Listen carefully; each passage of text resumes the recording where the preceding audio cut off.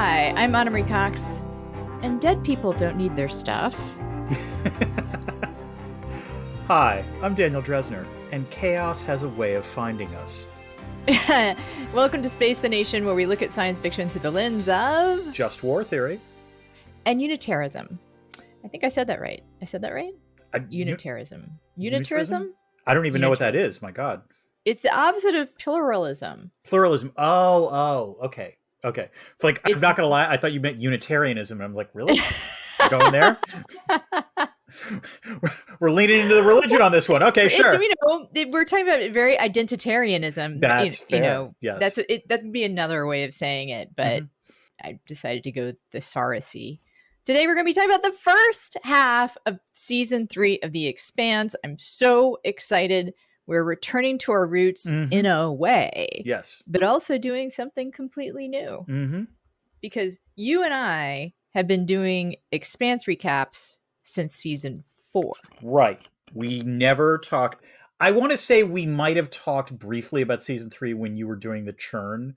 Like, I think that actually might have been the episode where you had me on originally. And then we decided to partner. Yeah, well, we did recaps. We did a recap of season 3. Right. But we didn't really talk about this part. We didn't talk about these 6 episodes. And I also will say, you appreciate something when it's gone.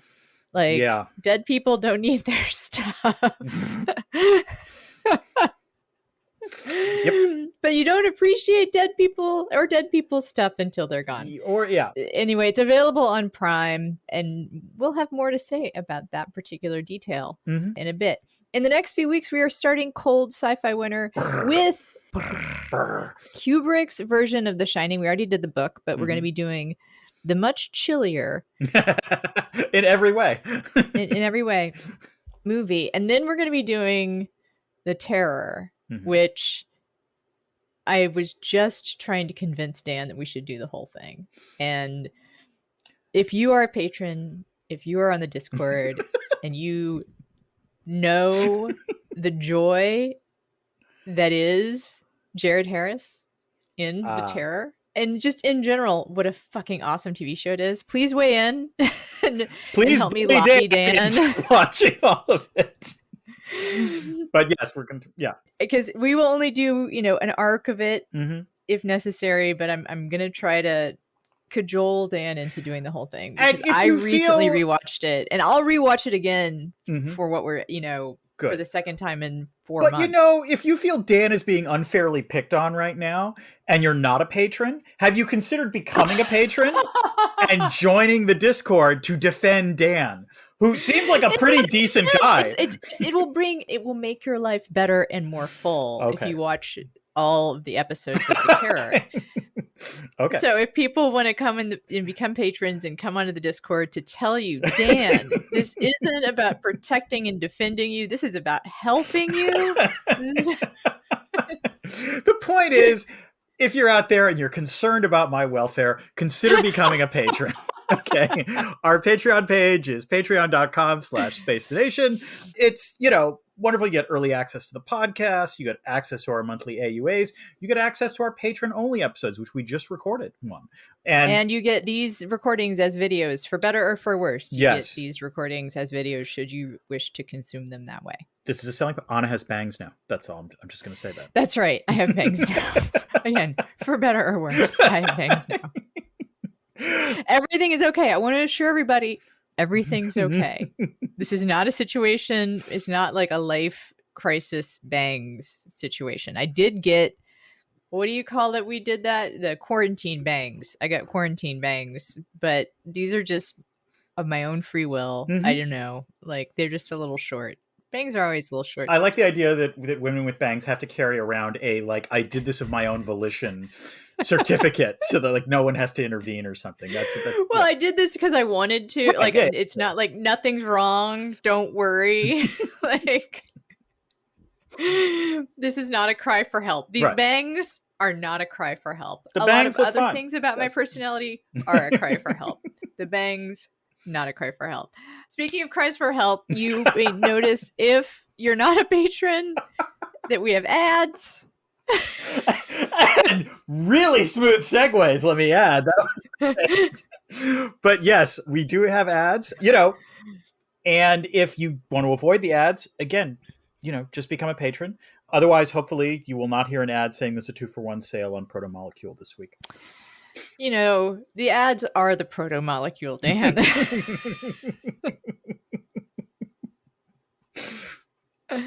Fair point. You know, since we taped our patrons only episode yesterday, I feel like I don't need to ask how you're doing, but I'll just pro forma. You all right, Dan? Doing okay? You don't have bangs. I assume everything must be fine. Oh God. At some point I will show you the picture from when I'm 8 and I do have bangs. It's like I have a bowl cut. It is I think there's a small part of me that will never forgive my mother for that. But anyway, there's so much not to forgive moms for. Bangs like super low on the list for me. So we were recording this a touch earlier than usual, mostly because my family and I are heading for vacation tomorrow early. So I'm already beginning to worry, will we get up on time? Will we make the airport?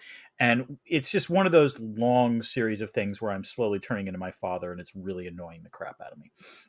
How early do you get to the airport, Dan? I like to get to the airport. So this is an important question. No shame here, by the way. I am the I'll get there 3 hours early. Oh God, no. I'm not like that. For me, it's not as bad as you are. Like I said, some parts of my personality are. No, it's usually an hour, but in this case, because we're going to be checking bags, that obviously is a additional complicating factor. An hour before boarding? No, an hour before usually the flight. Wow, you're a crazy person. Well, that's wild risk taking. Okay, part of this is because I do have the TSA thing that lets me get right. So do I. Yeah. Well, I don't know. Maybe at Logan, that normally it takes me maybe 15 minutes to get through. But, all right. Well, you live on the edge, Dan. You look like a mild-mannered professor, but you're really yes out there taking chances, taking no prisoners. Anna? I'm all right. I hate this period between Christmas and New Year's. Really? It is it's so liminal. There's no one actually works, and yet there's this feeling like maybe I should be working. I'm getting phone banked by my radiology team because I need to get my various mammograms and colonoscopies and stuff. So they're calling me every day, and I'm like, wait, you guys are working, so maybe I should be working. I don't know. You should not. Yet, I think this week, you work if you want to, but I don't think there's hardly any requirement if you don't have to. I will say, I think so. People will have missed the opportunity to do, obviously, their New Year's Eve writing workshop with me. Mm-hmm. But I will say up front now, because that is the one thing I am working on, is I'm putting together my next writing workshop. Oh, okay. That is what I've been doing mostly during this weird liminal time. Excellent. I've been putting together my syllabus for next semester. So actually, which will include... So people are interested in taking that, they can enroll at Fletcher School. First you have to apply to the Fletcher School, then you have to get admitted, then you would register for the class via Canvas, and the first day you're going to be reading something by Anna Marie Cox. The shorter sort of ticket to getting some instruction from me would be to just join my writing workshop, which you can do by going to my website, which, as Dan points out, is AnnaMarieCox.com, spelled the same way. Pronounced differently. And that starts in mid-January. We'll get back to the Expanse here. Yeah. We're doing it because, oh my God, Dan, it's so good. Yes. That's why we're doing it. We're doing this because it's so goddamn good. And you know what? We deserve a treat. The way I would put it is that we deserve some good sci-fi. And I was reviewing our, what we've done over the last 6 months. And there's been some very good horror. We've talked about The Shining. We talked about the one with Frankenstein. No One Will Save You. There's actually been some pretty good stuff we've reviewed. But for quality sci-fi, it's been a minute, Anna. I mean, I think The Creator is probably the best thing we reviewed in the last 6 months. And that was okay. It wasn't great. Yeah. So we're going back to our roots. We're revisiting our origin story. This is how we got together as a podcast on it. That's right. And it was my idea because I started doing some comfort viewing. Mm-hmm. I restarted the Expanse starting with right at the beginning. Mm-hmm. And I was texting you during the climactic part of this first arc of the season. And climactic is an understatement. So much fucking shit happens. Yes. Yep. And we'll get to it. It's just so much. And I had forgotten this is how good science fiction on TV can be. Yeah. and it the holds up. cast is amazing, and it just filled me with joy. Let so me put it this way. Dan. I think the way to put it is that rewatching this reminded me, it's our exemplar, and it reminds us other shows that I think we both like are not quite up to this level. And it actually, watching this reminded me of why. And that's so this versus Andor's different. That's what I would say. Oh, not Andor. Andor, actually, Andor's in a slightly different category. I would say it's what this show is if I may borrow your viewer word, is pulse pounding. Oh. It's like, it's exciting. Yeah. It's exciting to watch. Like, there are high stakes, and it's done in such a way that you care what's happening, and it's unfolding, and it's very high drama. Andor gets to some of that in a different way. Right. Andor is it's not as like exciting, but like it's tense. Well, the way I would put it, to be fair, the Expanse, I mean, by the time in some ways, it's an unfair judge of Andor, because we are at season 3 of The Expanse. It is a show that is clicking on all cylinders by this point. I mean, we talked about this. We talked about maybe reviewing the pilot or revisiting the first season. And I think we would both acknowledge the first season, there was obvious promise, but it took a while to shake some things out. And it's not until you really get to, I think, definitely season 2, but absolutely this arc of season 3, that you really see the show clicking on all cylinders. And so Andor, I think, has been a slow burn, but it's different. I was thinking of like comparing it to a show like For All Mankind, which has its strengths and indeed, shares some of the same DNA, but like there are areas where the latter show just isn't quite up to par with this one. And we'll talk about that going forward. So will this podcast ruin it for you? Impossible. Nope. Yep. I don't think so. Nope. And also, we're going to talk about plot, but we're not going to this is not going to be a plot recap of this. No, we're just mainly going to talk about the stuff we love, I think. Yeah. Yeah. No, if you've seen it, watch it again. Yep. That's not only will this not ruin it for you, but watch it again no matter what. Yeah. It's just good goddamn television. It's not just good sci-fi. It is good TV, period. Yeah. Do we have to talk about previous experience, Dan? I don't think so. Anna, as you can see in the script on this part, I wrote LOL because, I mean, obviously we've watched this show. But I do want to ask you a little bit about the story behind the story, because I don't know if we've ever really done this for The Expanse. No, and keep it sort of short. I mean, I feel like our listeners probably know the gist of this story, which is that it started out as a series of books by James S.A. Corey, who is Ty Franken, Daniel Abraham. Yeah. Abraham. So. And I know you didn't know, but as a favorite piece of lore for me is that the whole project started as a role-playing game for Dan and Ty's pals, and that one reason why the medic, who's part of the core that becomes the crew of the Rocinante, the reason he dies so abruptly is that person dropped out of their game. Which I wonder if anyone's interviewed that person. It's like the fifth Beatle, the Pete Best of The Expanse. Yes, the Pete Best of The Expanse. That's right. And so that became like a Hugo award-winning, Nebula award-winning series, and was bought by Sci-Fi. And this is the part of the story that everyone probably knows, is that it ran for 3 seasons on Sci-Fi, and that then it was canceled, and there was a huge campaign. And Jeff Bezos himself was a fan, and that's one of the reasons why it wound up at Amazon. Now, in preparation to talk about this with you, I looked up a little bit more about it, because it has always been like, why did Sci-Fi give up on this? Like, what the hell? Like, they put so much money in it. I remember when it originally came out, there was a big push by Sci-Fi, and it was unlike most of what Sci-Fi had done in terms of original content. It would be safe to say this did not fit in the Sharknado universe, right? Well, they very consciously wanted it to be another Battlestar Galactica, and they put that kind of money in it, right? And it has that kind of production values. I guess there was a running joke around Sci-Fi that it was called The Expense, not The Expanse. Okay, that's pretty good, actually. It is pretty good. But here's what happened, which is that Sci-Fi already had a streaming deal with Amazon. And so someone somewhere didn't do the math, which is that one of the ways that Battlestar Galactica had been a big hit for them was in box set sales. Oh, on DVDs. Yes. And sales, syndication sales and whatnot.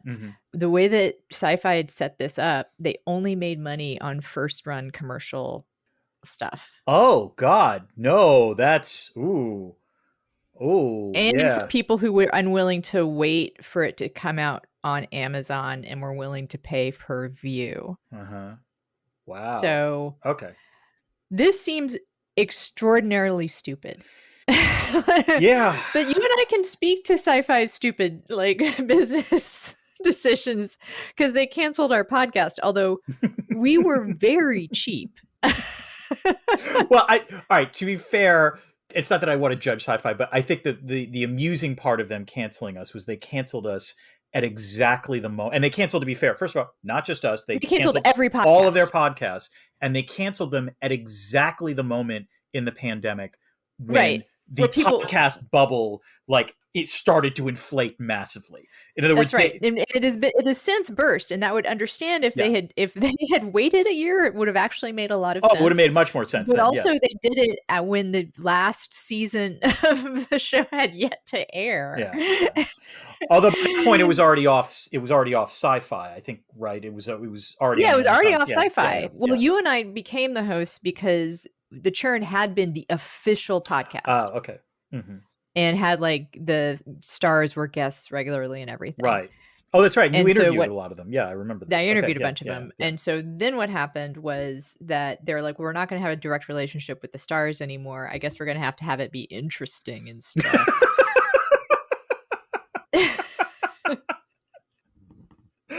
And that's when we stepped into the fold. Well, no, seriously, that was my pitch.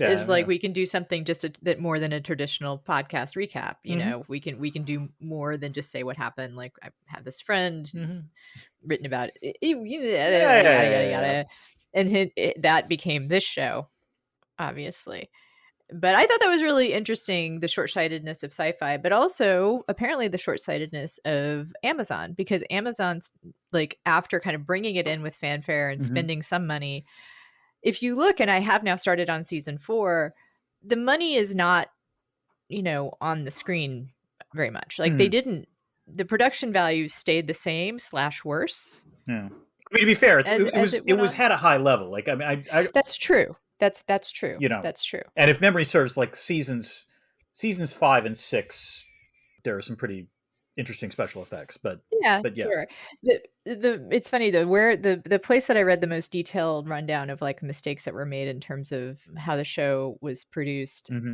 This same person gets into a real rant about how most of the secondary characters are played by like kind of what he terms to be like kind of second tier Canadian TV actors. And I'm like, hello, like, what do you mean? And how hard it is to believe that like, this is who's leading the earth is like people who say a boot, like it's the Canadians running. So I'm not going to lie. My favorite, number one, I believe that. I believe it's absolutely true. Yeah. The Canadians will be running the earth. We should be so lucky, frankly. I know. Can we get them to run it now? I will say that we'll get to this, but like my favorite moment in this entire arc is the captain of the Hammurabi giving a particular speech, which we'll talk about, and her Canadian accent is quite noticeable, is the way I would put it. So yeah. But that said, honestly, and I mean this sincerely, one of the things that I think The Expanse does incredibly well is, contra the claim that they're all Canadians, they're really good actors in the second tier. Like the bit parts on The Expanse. We talked about this when we reviewed it originally, but the bit parts in The Expanse are played by really good actors, and that elevates the entire show, hands down. And that comes through in this arc as well, I would suggest. Yeah. For sure. I think that, we'll talk about it. Yeah, we'll definitely talk about it. All right. So that's the story behind the story. There's plenty. The IP is a flat circle piece here. There's just tons of comics, spinoffs, games, etc. The Expanse will be with us forever, really. But now on to Chekhov's What's It, Dan? Yes, this is the part of the thing that appears in the first, in this case, maybe episode of the arc, and that winds up playing a role down the road. It's the obvious one, but I have to do it. It's Chekhov's recorded message, which we hear, 5 or 6 times, like at least starting 5 or 6 times during this arc? Yeah. I would say Chekhov's Razorback. Oh, good. Like, Good. because that's the gun from season 1, as it were. Yeah. Like, that's the gun that occurs that you see on screens in season 1, and it comes back. Yeah. Also, like all the Martian guns. All right, because this is a tangled and intricate plot, we're not going to make Dan review it, piece by piece here. We're not going to go in acts 1 through 4. We are just going to do a jacket blurb. Dan, you want to take a stab at that? Sure. So let's just update the opening crawl from the show that I know for a fact that Ty Frank and Dan Abraham don't like, because they hate all text on screen. I remember them complaining about this on Twitter at the time. But nonetheless, this was informative. In the 23rd century, humans have colonized the solar system. The UN controls Earth. Mars is an independent military power. The inner planets depend on the resources of the asteroid belt. Belters live and work in space. In the belt, air and water are more precious than gold. For decades, tensions have been rising. Earth, Mars, and Belt are now at the brink of war. All it will take is a single spark. And in Season 3, UN Undersecretary General Sadovir Ehrenreich has lit that spark through nefarious means. He conspired with Elon Musk template Jules Pierre Mao to weaponize the protomolecule, a powerful infectious agent of an extraterrestrial origin. Ehrenreich then engineered the death of the Martian defense minister and the destruction of his ship while framing his mentor and our hero, Christian Avasarala, as a traitor. That puts Avasarala, her bodyguard Kotyar Ghazi, and Martian defector Bobby Draper in peril. The UNN and MCRN space navies escalate hostilities, with UNN Fleet Admiral Wen acting way too shady for Admiral Suther's tastes. Meanwhile, the Rocinante crew is reeling from Naomi's unilateral decision to give Fred Johnson of the OPA, the Outer Planets Alliance, is that what it's Outer Planets Alliance. Yeah, Outer Planets Alliance. The Belters sort of lose. It's the Belters Labor Union. Yeah, exactly. Anyway, Naomi unilaterally decides to give Fred and the Belters some of the protomolecule as a bargaining chip. The Rossi crew decides to head to the moon of Io to find Prax's daughter May. They better hurry, too, because Jules-Pierre Mao and Dr. Strickland are on Io, behaving like proper villains and experimenting on children with the protomolecule. The Rossi's path is treacherous. They have to deal with distress signals from Avasarala, unsecured tools in Zero-G, encounters with hostile Martians, and James Holden resisting his inner James Holden. This plot is spicier than Naomi's red kibble, Anna. Does that about sum it up? Well, just to clarify or add a couple things that people have, it's been a while, which is Prax is a botanist from Ganymede. And Ganymede plays a role, the breadbasket of the solar system. The breadbasket of the outer planets, I believe, Of the outer planets. I guess Earth is the breadbasket of the solar system. But Ganymede is actually one of the few places where food can be grown and cultivated outside of Earth through decades of not terraforming, but basically building greenhouses. And careful genetic cultivation, genetic cultivation, engineering. Genetic engineering of various plants, and it's very delicate ecosystem. And its space mirrors are destroyed by Mars, right? Or it's in the battle between Mars and I think Earth. There's an incident between Mars and Earth that then leads to a ceasefire. But there's hostilities, and among other things, it destroys Ganymede. Or shatters Ganymede. And one of the more interesting ideas that's introduced by Prax is actually, catastrophic failure, system failure, where he talks about how one thing going wrong in the ecosystem, causes everything to go wrong. And he has a daughter who has a genetic abnormality that she has to have treatment from Dr. Strickland. It's another thing that makes him a proper villain, Dan. Is that, and apparently it's somewhat more common for children born in space to have it. So there is a population of children on Ganymede it's also, Ganymede is not just the breadbasket of the outer planets. It is one of the places with the best gravity for people who want to have children who don't have necessarily the same kinds of health issues that Belters have. So when Ganymede is crippled, it's an incredibly significant it's a shock blow to the system, literally in the sense. It's a shock to the system, and it's one of the reasons that so many Belters are radicalized moving forward. I honestly don't remember that on the show. I no doubt that was in the books, but like, Oh, it's on the show too. Like it comes up in season 4 when Belters are like, you oh, that's wrecked right. Ganymede. Yeah, that's right. We That's don't right. have any place to go anymore. Mm-hmm. We don't have a place to raise food. We don't have a place to raise our children. Mm-hmm. How can you, deny us these 12,000, 1,200? I can't remember now. Not sure. Solar systems. Anyway, so I'm just emphasizing the Prax part because it's a pretty important part of the story that Prax doesn't just show up. Prax has this story about his daughter. And one of the crew connects with Prax in a way that the others don't. Yes.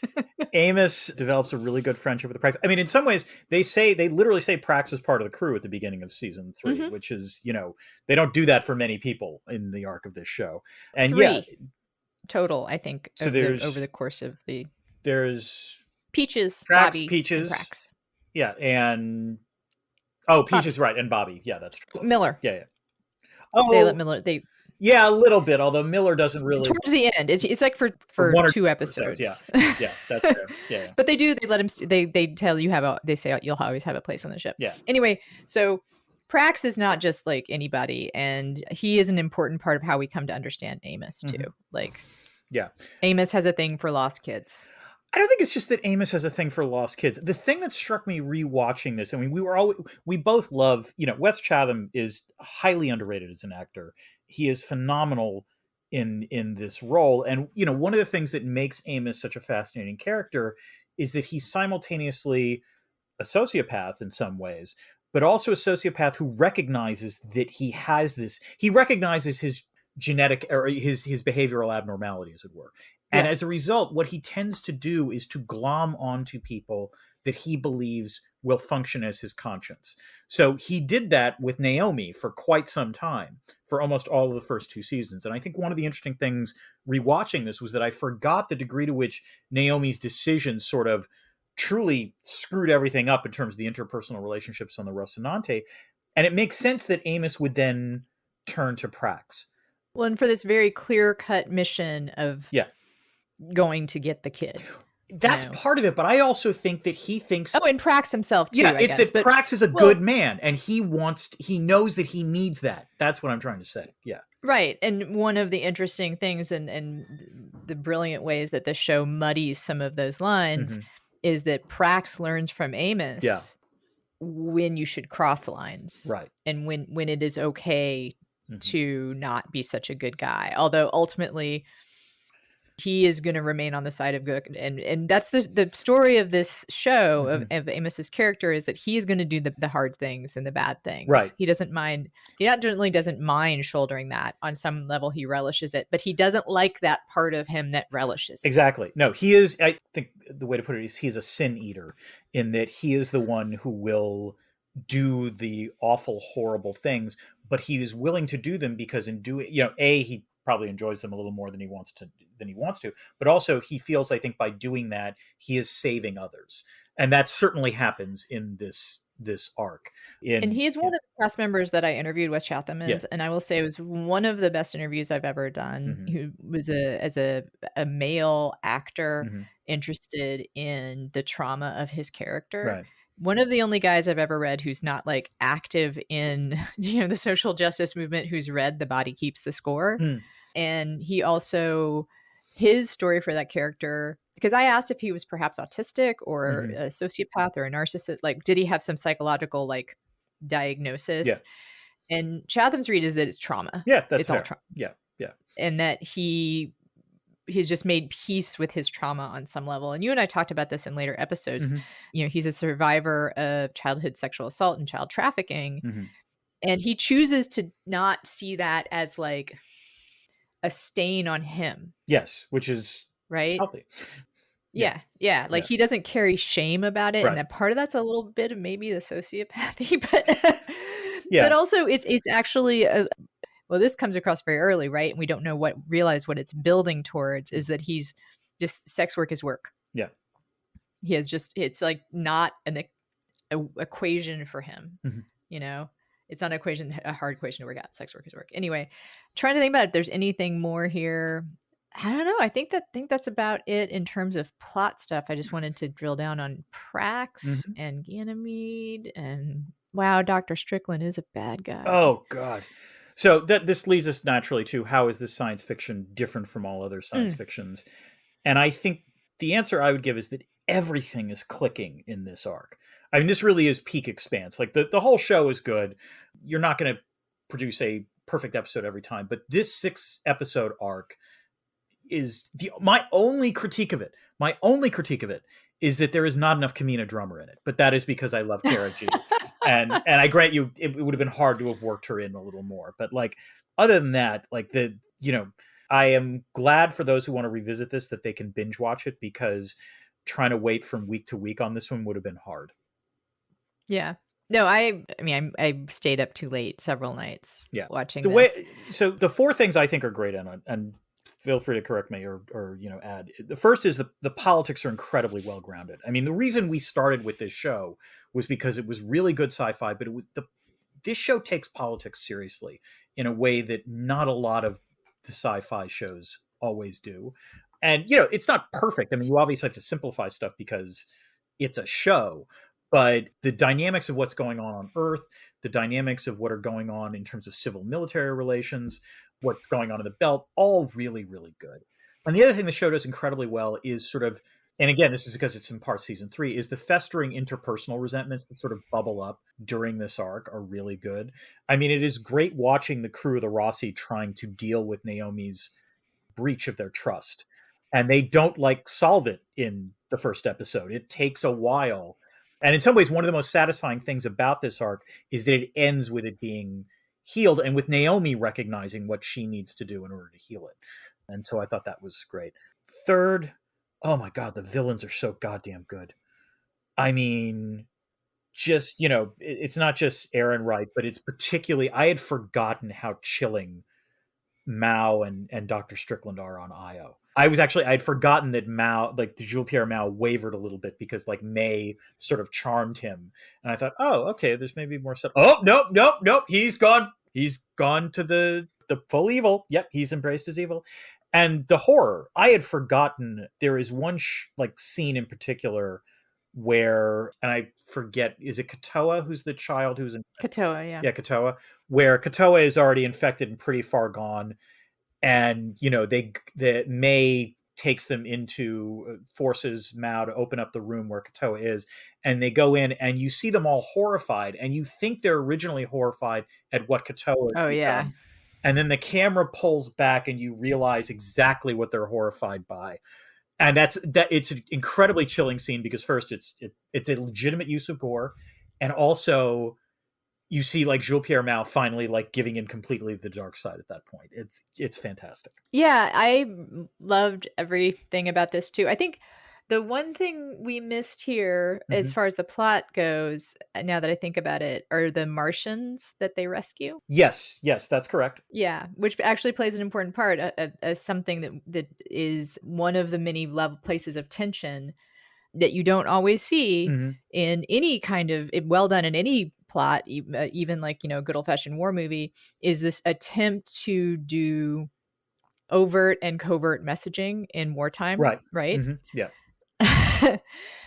So the Rocinante, which is previously a Martian, it was the Tachi, I believe. It was a small ship within the Donninger. Yeah. Comes across the wreckage of an active Mars warship, and turns out they're survivors. They take them on board. There's a very delightful attempted mutiny. Yes, mutiny. They just try to take over. They try to take over the ship. I mean, to be fair, they're not part. They try to take over the ship, which is put down by Amos and Bobby. And Bobby. Yeah. And then they decide to. I can't even. This is complicated. That's why it's a book jacket blurb. But Avasarala is playing on her knowledge that this has all been engineered by Aaron Wright, and she wants to get the generals to agree to not prosecute the war. Right. Which is a hard thing to do when you're in the middle of a shooting war. Yeah. Right. So she convinces the Rocinante, the crew of the Rocinante, to give a message to these Martian soldiers to give to their general within the hopes that it will, prevent more shooting. And I'd say that the character that's one of those soldiers is actually really good bit part, right? Yeah. The kid who has to take this message to his general. Right, and he's only in 2 episodes, but like he plays, as you say, he plays a crucial role, and also he has evolution. Like when he first is brought on the Rossi, he freaking hates everyone, on the Rossi because he thinks they're all traitors or what have you. And by the end, he acknowledges that like he thought Avasarala could probably be trusted on this, which was a rather extraordinary thing. And I guess it's the Hammurabi that you're the woman on the Hammurabi. Sandrine Carino, that is her name. Yes, she does an amazing job with that information. Yes, her minor kind of evolution there. Yeah. Like she gives a great little speech. Yes, it's my favorite speech in the entire. It's one of my favorite speeches. Yes. As someone who's like been to war college lectures, Dan. Well, we'll get to that. You must totally geek out on that. We will get to that in a second because I do want to talk about that. Okay, speech. I guess that's IR. Yeah. But we should talk about the characters, right? We kind of segued into characters here. First of all, rewatching this, God, I forgot how much I missed Amos and Avasarala. Also, particularly when they're together, because they really do have like Wes Chatham and Shor Agdashlu have a lovely vibe together, and this is the first time they meet, I believe. Yeah, and he crushes on her immediately. And I think we've talked about what I like about it is that she does not, I think, she does not have a crush on him, but she kind of is amused by his interest in her. Yes. Like she kind of neither accepts it nor rejects it, but just kind of is like good natured. She just sort of files it away. Exactly. Yes. Yeah. It's not a criticism because it's entirely appropriate. But like the one thing that this arc does not have is Avasarala's outfits, which she looks great in that racerback uniform. She does. Yes, she does, Anna. I was thinking, like, how old is she? No. Like, I need to, like, is that what I need to aim for? I've talked about this on occasion where, like, if you would cast the Golden Girls today, with like over 60 actresses, like you could do like, I don't know, Julianne Moore. Would she be Blanche? The point is you could do Shor Agdashlu. She would totally she could be Blanche. Right. Yeah.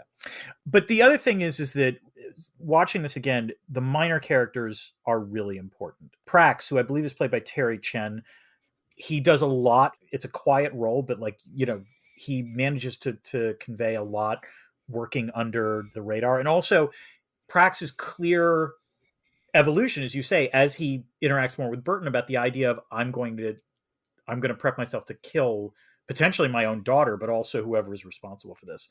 Both Admirals, Souther and Wen, I'm blanking on the actors' names and I do apologize for that, but both of them had appeared in previous seasons and there's some, obvious tension between the two of them, which plays out in the mutiny on the UNN Agatha King. Wen has, I will say, this is not true for most times that there's a villain on the Expanse. Mm-hmm. He is having a clearly great time. Yes. No, like, he's a good villain. Like, Yeah, usually I would say the acting is subtle enough that you don't. He verges on snacking on scenery. Right. That's what I'm trying to say. Right, but he doesn't but he doesn't go there. Like, I think, I'll leave this way. I like that performance. He pulls back from munching on the scenery by like a couple of degrees, but he's almost there because it's such a bad guy. Yes. Oh, he's so bad. The Hammurabi captain, Sandrine Carino, who plays a pivotal role plot-wise. And I think she reappears in like season 6 or something, I want to say. But again, like has a great sequence. Dr. Strickland, just a fantastic villain. Really and I think and same with Jules Pierre Mao. And the thing that make them such great villains is not just, in Wen's case, it's because he's just embracing it. But in their case, it's that they think they are motivated by something greater. They are, I have to admit that that they would be effective altruists in the current moment because they're literally thinking, we totally have to sacrifice these children for the greater good. That's absolutely what we have to do. And even like bit parts, like Anna's wife, not just Anna Volodilova, a name I'm sure I'm mangling, played by Elizabeth Mitchell, but her wife, who we only see in like video calls, is also great in this. It's just like the little bit parts are fantastic. I can't add to that. I mean, I think I also covered like that one Martian soldier who does, I think, a really great job with this little bit of evolution.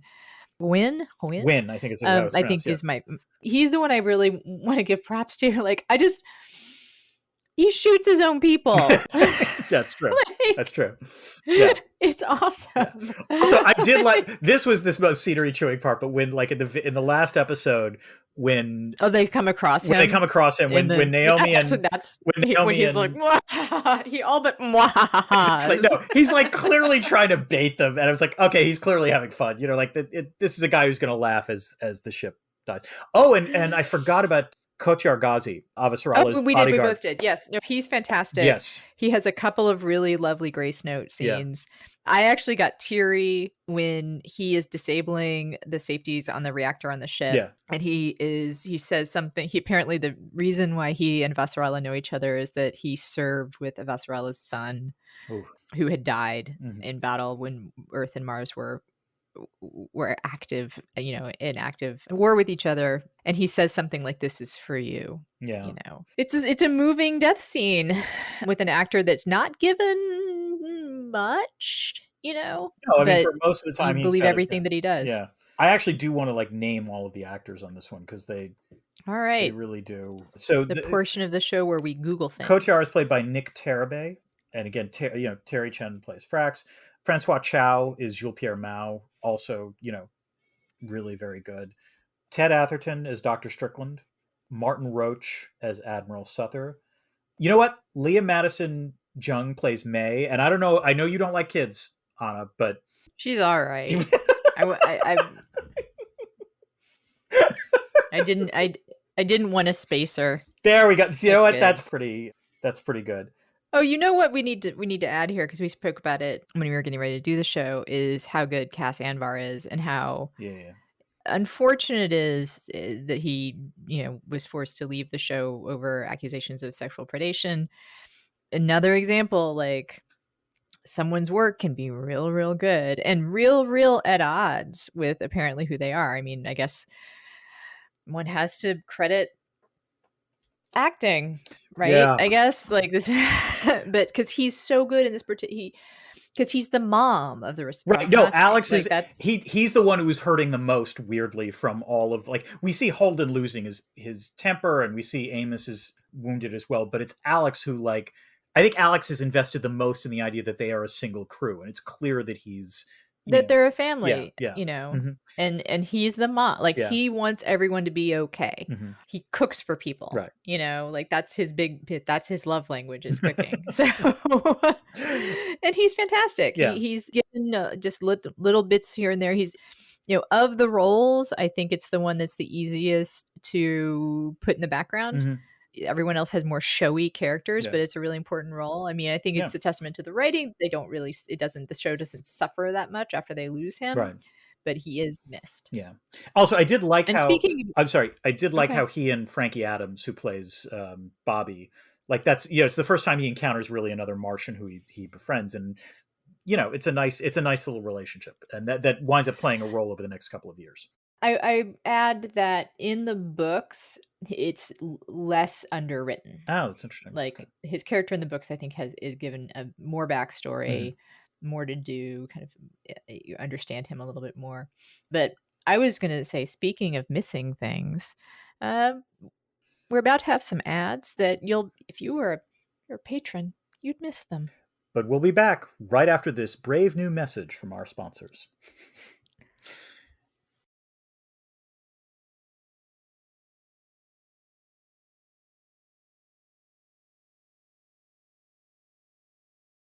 And we're back. Yep. Dan. Yes, Anna? Question. Oh, sure, please. Is there IR in this series arc? Anna, this is normally the moment when I would use a quip from the show to answer this question. And let's face it, I, like anyone, would have been tempted to say some version of, "I am that IR guy," to you. But that seems unworthy for this arc, because there's so much good IR in it. There really is.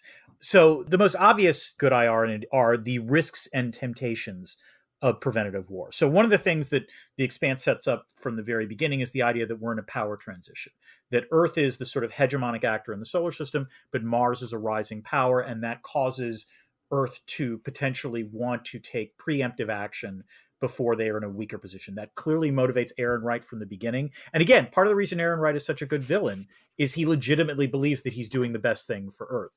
And so we see some of this, particularly in the sort of arc regarding the attack on Mars's planet killers, which, weirdly enough, Aaron Wright is right. Had President Sorrento Gillis, I believe is his name, originally gone for it, they would have knocked out all of the planet killers. But because they don't do that, they lose 2 million people when Brazil is hit by one of them. So, but it shows why also preventive war can be something you're tempted to do as a fading hegemon, and also why maybe you don't want to do it.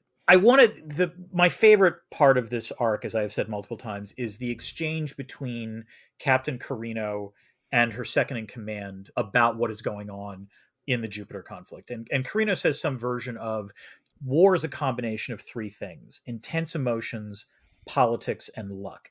And we just caught some luck, and maybe we can avoid, killing each other. And the best part of this, and I think I'd forgotten this from the first time I'd watched it, is that her second in command disagrees with this. Her second in command is like, we are already at war. Why are you even contemplating this action? And the thing is, both sides have a valid point. And this is the most, this is the difficult thing in terms of the attitudes of militaries. And this is the tension within most militaries about going to war. And I would add it is certainly a tension within the US military, which is usually the U.S. military, among most of the major foreign policy actors, for all this loose talk about a military-industrial complex, the U.S. military doesn't like going to war. They really will not, or don't want to do it unless it's an obvious defensive motivation or what have you.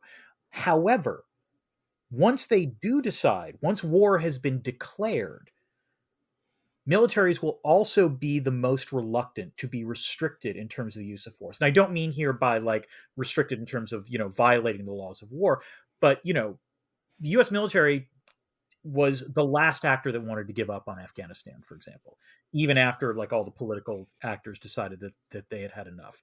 And so this is the tension that we see within the Hammurabi when they have this conversation, because in some ways, what the Captain Carino does is, could be viewed as a violation of orders. The whole point about civil military relations is that if the civil part says you do something, the military is supposed to do it. But by taking this action, she, of course, manages to stop or at least suspend a larger shooting war, and therefore should be commended for her action. Can we talk about this for a little bit? Because It's such a great part of the show. Yeah. So she chooses to believe the kids that had been rescued by the Rocinante, and she decides not to shoot. Right. And she also sends the video to Admiral Suther on a tight beam, so that's right. Yeah. And then there is the mutiny of a mutiny. Well, there's there's a mutiny and counter mutiny. Right. So what happens is that she has the opportunity to fire on the Agatha King. She doesn't do so. By this point, Wen has taken over control of that ship. And Wen is like, why isn't she firing? And Suther is on the bridge and saying, she's not firing because she's testing our intention. She actually wants to know if we intend to do this. We should not fight back. And then briefly takes over the Agatha King, sends a message out to the UNN fleet, and then Wen retakes the ship, and then there's a whole bunch of shooting. Right. And when Suther sends out his thing, he says, don't fire, we're not going to do this. Everyone stand retreat. Down. Yeah. Everyone stand down. And then Wynn gets on and he's like, never mind. Yeah. Everyone come back for, we're gonna fight. And it doesn't quite work. In the end, he winds up firing on the Jimenez, I believe. He fires on one of the retreating vessels. Yeah. But then it is a testament to this idea that, the generals are the ones, the commanders are the least want to wage war, because most of the ships wind up refusing to engage. And also, Carino does the smartest thing at that point, because when the Earth ships are firing on each other, she makes it clear to the Mars fleet, we are not doing a goddamn thing.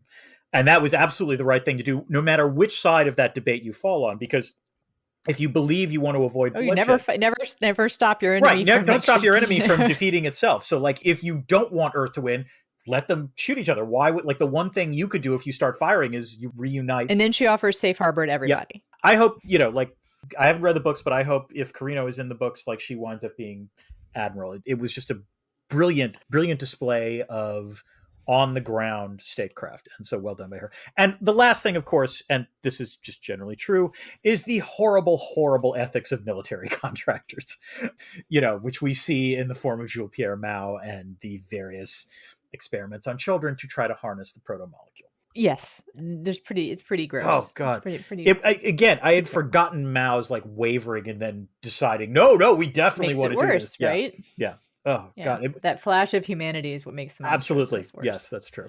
You know what, Anna? I do have a question for you. Oh yeah, what is it, Dan? Is there a critique of capitalism in this arc of The Expanse? Dan, you must think I'm pretty stupid. I mean, you're right. I can take a critique of capitalism apart and put it back together with my eyes closed. But ask me whether or not I should just get on with it and do that. I don't know. I mean, we've talked about this shit a lot. Yep. Can't give you a reason why I should or shouldn't. Except Naomi wouldn't like it. So I thought a lot about what I was going to say here, because one of the reasons I love this show, of course, is that it's one of the few pieces of entertaining pop culture out there that's essentially about labor relations. Right, that's right. Oh man. Oh wow, I haven't heard you say that in a long time, Anna. Now I'm getting deja vu. I know. Yeah. But I was the really cheap analysis, symbolic analysis here is that the proto-molecule is capitalism, right? It seems to be obsessed with the work. Yes. Yeah, well, and so I thought, well, what if actually the proto-molecule is more neutral in a sense, in that it is work. Yeah. The proto-molecule is labor. Mm-hmm. And what the show kind of shows us is the ways in which that can be perverted into good and bad, and that it has kind of no real value just on its own, right? And that it is best, and it can destroy people, and it can build. And I don't know if there's a lesson to be taken from that, but I liked thinking about that as an idea. And it did occur to me, of course, when it is obsessed with the work. It's actually something I've been thinking about in my own life. I had a really interesting conversation with this woman who's a theology student at Oxford, who's doing her thesis is about the sin of sloth. And okay. Yeah. And she actually points out that the Greek term for that sin is, I think, akadia. And what it actually means is carelessness. Which is different from sloth, actually. Yeah. Right. Or to take no care. Right. And that is most often because of our Protestant right. Yep. Narrow capitalist view of what the sins might be. It is the sin of being carefree, of being overly carefree, right? The sin of like not doing enough work. But that it can also be, if you are too focused on work, it can also be work for the sake of work, busy work perverted into some other thing where you don't care about the result of it, perhaps, or work that might be cruel to other people. So I like the idea of just thinking about work, the molecule as work. I like that as well. I have to, yeah. And again, like listening to Kateo / proto-molecule say that is again, I'd forgotten about the horror, and it's done in an incredibly chilling way on IO, and it was well done. And I think one of the reasons it's chilling, right, is that the proto-molecule is kind of value neutral. Yeah, it is. Yeah. It and I say this very literally, right, for better or for worse. Like when it takes things apart, it is not taking things apart for the horror of it. It's indifferent, right? To this isn't Saw. Yeah, exactly. Yeah. No, it's not. The proto-molecule is not sadistic. The proto-molecule just doesn't care. Yeah, exactly. Yeah. All right. What's that? And it also. Oh, is that proto-molecule? Oh, here. Okay. Yeah. It's the debris field. This is the time where we talk about stuff that we had not quite gotten to. Is there anything, Dan? I have a fair number of. I have a few. Oh, okay. Like this, not huge things, but I will start with like when we reviewed this show. How do I put this?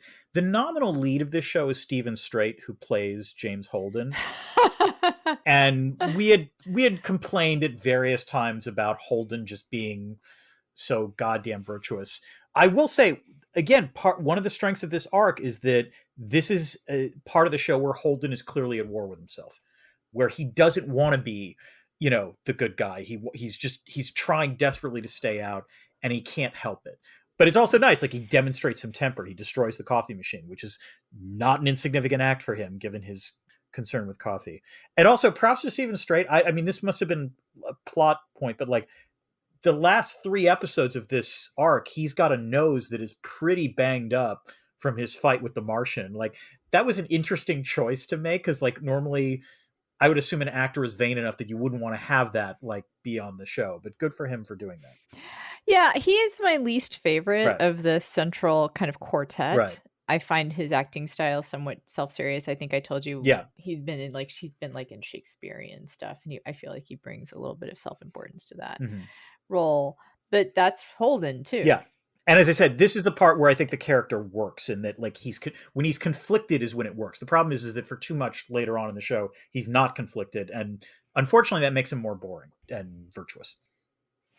I mean, I feel like I've been just piping in here the entire time. Okay. Like, I don't know. I think we probably didn't talk about Bobby enough, and yeah. Bobby referring to Avasarala as ma'am the entire time.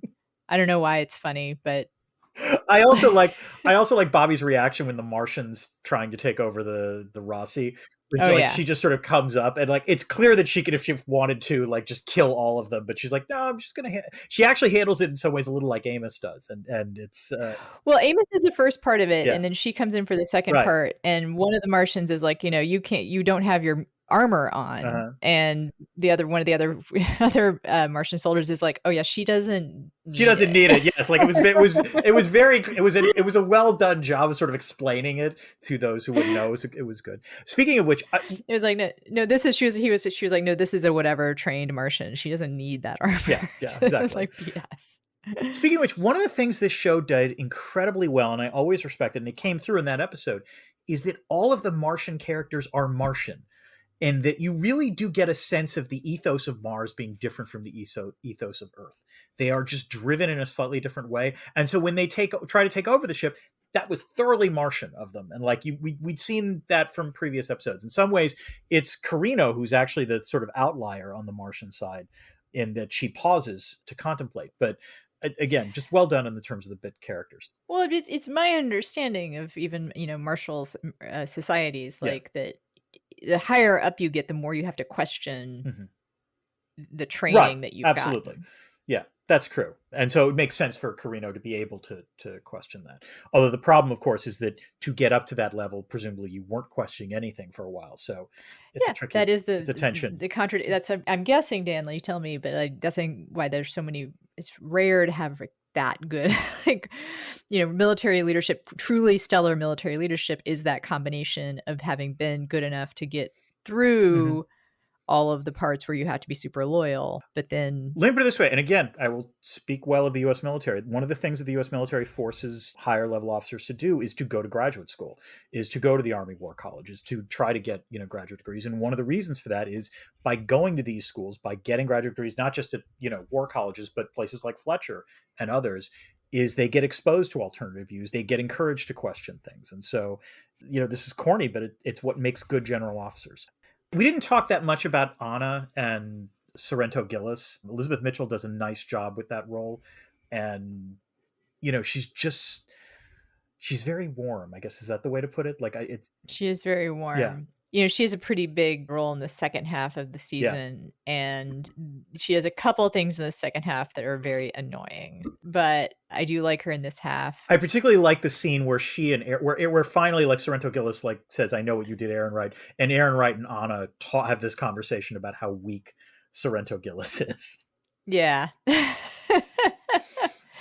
I bought it also as the idea of being hired as a speechwriter, as that she was his conscience as a young activist, politician, and he hires her to come back and help him write the speech, and then they use the good parts of the speech. That was a great. She wrote. That was the best scene on Earth that took place in this, where she realizes that her words have been weaponized, as it were. That was incredibly well done. My last question: I just want to know, what is in red kibble? You know what I thought of it as, and maybe it's because my dad has been visiting and he's a vegetarian, and we've been eating a lot of Tex-Mex, but there's soy chorizo. I've had a few times. I thought of it as probably being bean like spicy bean paste, spicy bean curry. I thought of it as lentils. So yeah, like that, I went to a similar place maybe, but yeah. Yeah, I think that the kibble bit of it suggests to me some kind of processed part. Not if it was a bean, they would just say it was a Yeah, that's bean. fair. Yeah. But it's probably some kind of like tofu yeah. Also plant protein. Yeah, there we go. And now that I think about it, Belters don't get a lot of like No. beans. Like they have to be grown somewhere.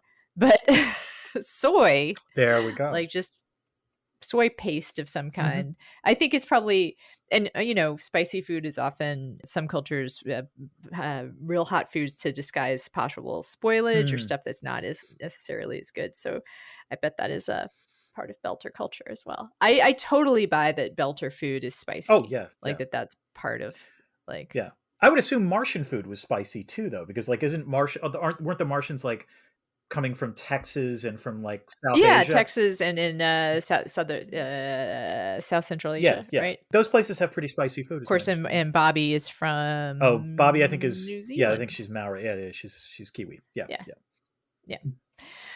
All right. Well, are we done now? I think we're done now. Dan, yes. Do you have anything else? No, I'm done. I'm good. All right. So I already did my pitch for my writing workshop, which again, go to AnnaMarieCox.com. And you can also follow me on Instagram or Blue Sky, which is open to the public. Oh, can people now, anyone can join? Oh, this is good. Just any plain Joe or Jane or Jack or Jax or names that I'm not thinking of. Christian or Amos or, Naomi. Yeah. Bobbies, your various Bobbies. Yep. Anyone can join Blue Sky. And right now, it is kind of a fun place to hang out. It's like a Twitter in the good old days. Yeah. I have a Substack. It's called Dresner's World. I don't know how much longer I'm going to have that Substack. Yeah. Substack is going through some stuff, and we'll see what happens. But let's just say right now I am exercising voice to try to change how Substack handles its content. But it is at Dresner's World, and I am trying to defy Honest Predictions at the end of Substack. But Honest Predictions seems to be pretty potent, so we'll see where things go in 2024. I'll give Dan some credit, which is that he was one of the authors of the letter to Substack owners saying, like, please do something about the Nazis. And I believe, Dan, you're also one of the people that has come out and said the response that Substack made was not satisfactory. No, it was pretty piss poor. Yeah, that's the way I would put it. Yep, not great. So something is going to happen. Stay tuned here and elsewhere for what it is that happens next. And until next time, keep this channel open for more.